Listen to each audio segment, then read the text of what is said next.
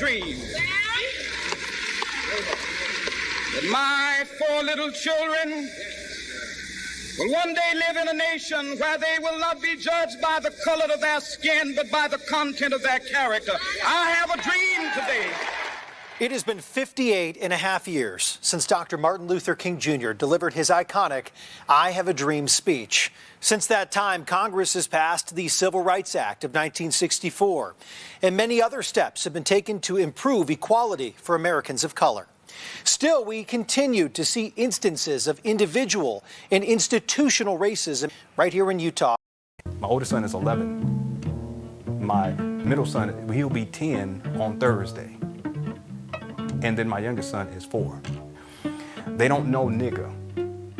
If I ask them right now, what is a nigga, they would not be able to tell you. And I take pride in that as a father. I take pride in that as a black, African-American, Moorish man, Hebrew Israelite man. In the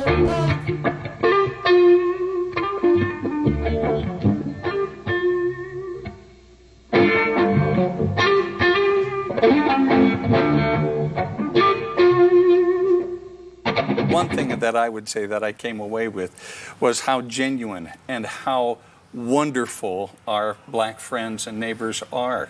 They are deep thinkers. They are hard workers. They are everything that you would expect them to be, you know, and the wonderful thing is that they are anxious to engage with us, anxious to be our friends.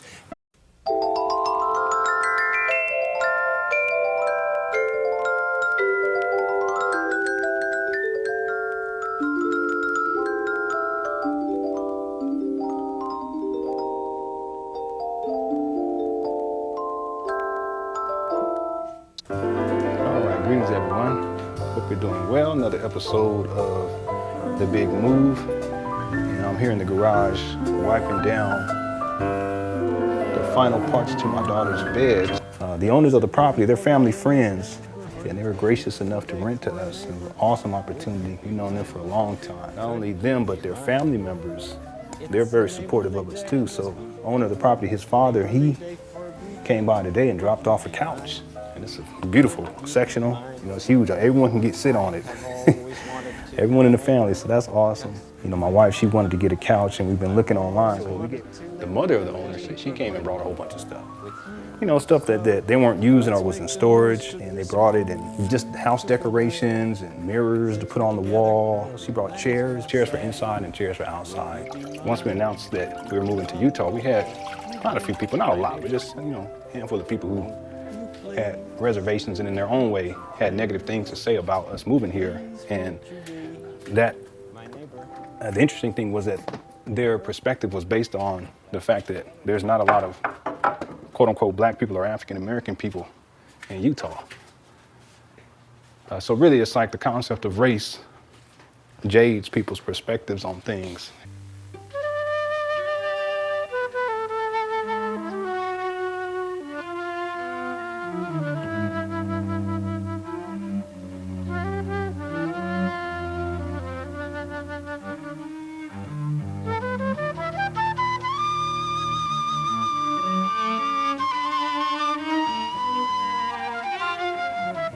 And how they see things. And race, in and of itself, is a concept. That's all. Well, hey guys, that incident is troubling to members of the community who just want to see something done to end this bullying and racism. The video posted to Snapchat and using a filter lasts just several seconds. While a school bus is in motion, several boys surround a black student. Black guy. The student who's surrounded then yells, "Stop touching me," before the video abruptly ends. After a series of racist incidents in schools across Utah over the last few months, activist Darlene McDonald, a native of South Salt Lake City, is sounding the alarm. McDonald outlines a series of incidents, including an Instagram page that recently came to light involving students at Sunset Ridge Middle School in West Jordan, Utah.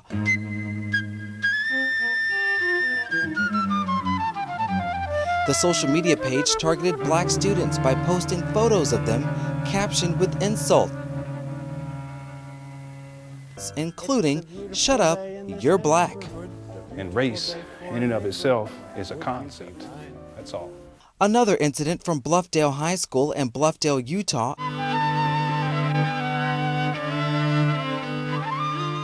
involved a school-sanctioned illustration of a black man depicted in jail wearing an orange jumpsuit for a fundraising event. The school's director told a local media outlet he's sorry, admitting it was insensitive. However, another incident sparked more controversy at Skyview High School in Smithfield, Utah, just 2 weeks ago. Two students showed up on Halloween. One was dressed as a basketball player in blackface, and another was dressed as the KKK. That same day, the school district invited Jacqueline Thompson to facilitate diversity training.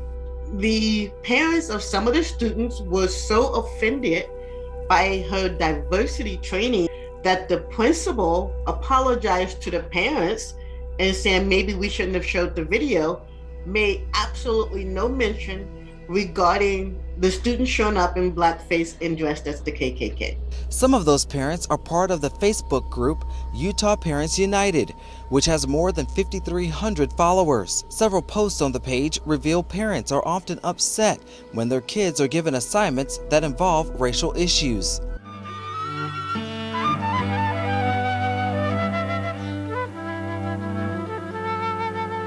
Race is just a concept. It's not rooted in science whatsoever.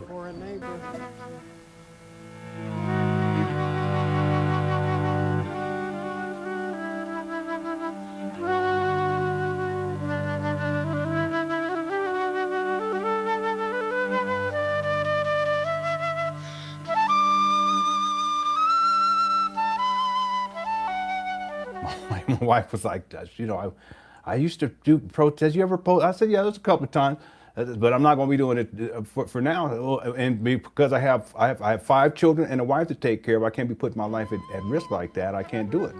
On top of that, I got to go to work on Monday.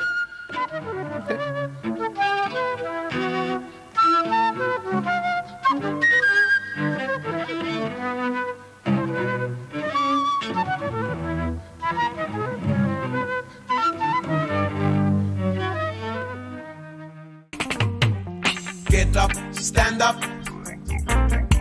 Stand up for your rights. Get up, stand up. Don't give up the fight. Get up. A demonstration underway right now on the steps of the West Jordan City Hall. A group of mothers and their children calling out racism and speaking for social equity. This is about change that needs to happen for our kids. If we can show our children how to care and to love and to stand up for those that are unjustly treated. These moms want to provide a peaceful space. My neighbor had a racial slur written on her front porch. That same neighbor was on a run with her daughter, and a lady called the police on her because she felt threatened because they were black. I don't want my kids to grow up feeling what I felt. I don't want other people's kids to grow up feeling what I felt. 13-year-old Noah is Abby's son. Lots of kids just throw around the N-word like it's nothing. My oldest son is 11. My middle son, he'll be 10 on Thursday. And then my youngest son is 4. They don't know nigga. If I ask them right now, what is a nigga, they would not be able to tell you. And I take pride in that as a father. I take pride in that as a black, African-American, Moorish man, Hebrew Israelite man. These mothers say they want other moms to join them, especially those who are not racist, but often are quiet. We want our kids to feel like there's a safe place, that, you know, they aren't just targets because they're minorities or because they're black. Good evening. Right now, the Davis School Board is in the process of creating an independent team to review the suicide death of 10-year-old Izzy Tishner. The Davis School Board announced that step and other initiatives last night. They're investigating allegations that she was racially harassed and discriminated against.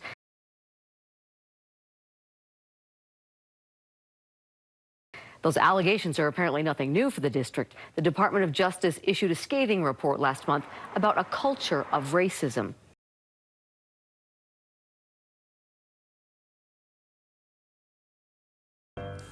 And race, in and of itself, is a concept. That's all. It's a concept. It's not backed by scientific evidence or proof. In other words, there are no racists. There are simply human beings. There's a human species. Now, just because some fool have always wanted to have a neighbor just about 400 years ago. We've got to begin to move and analyze it systemically, institutionally, and how we begin to make this a safer world for people who are vulnerable. Mike Anderson, KSL 5 News.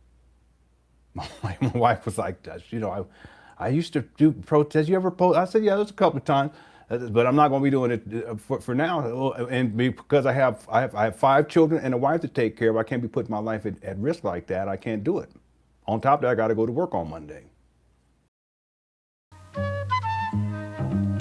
Back during slavery, when black people like me talked to the slaves, they didn't kill him. They'd send some old house Negro along behind him to undo what he said. You have to read the history of slavery to understand this. There were 2 kinds of Negroes. There was that old house Negro and the field Negro. And the house Negro always looked out for his master. When the field Negroes got too much out of line, he held them back in check. He put them back on the plantation. The house Negro could afford to do that because he lived better than the field Negro. He ate better, he dressed better, and he lived in a better house. He lived right up next to his master in the attic or the basement. He ate the same food his master ate and wore his same clothes. And he could talk just like his master, good diction. And he loved his master more than his master loved himself. That's why he didn't want his master hurt. If the master got sick, he'd say, "What's the matter, boss? We sick?" When the master's house caught a fire, he'd try and put the fire out. He didn't want his master's house burned. He never wanted his master's property threatened. And he was more defensive of it than the master was. That was the house Negro.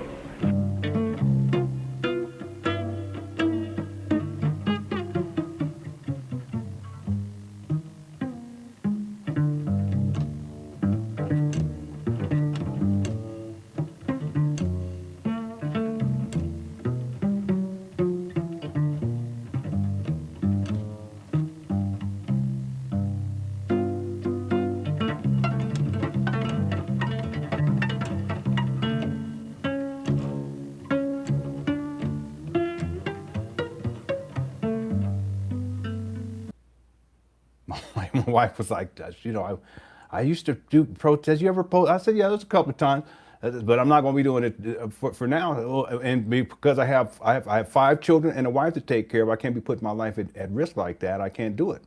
On top of that, I got to go to work on Monday. Okay, people don't live your big self.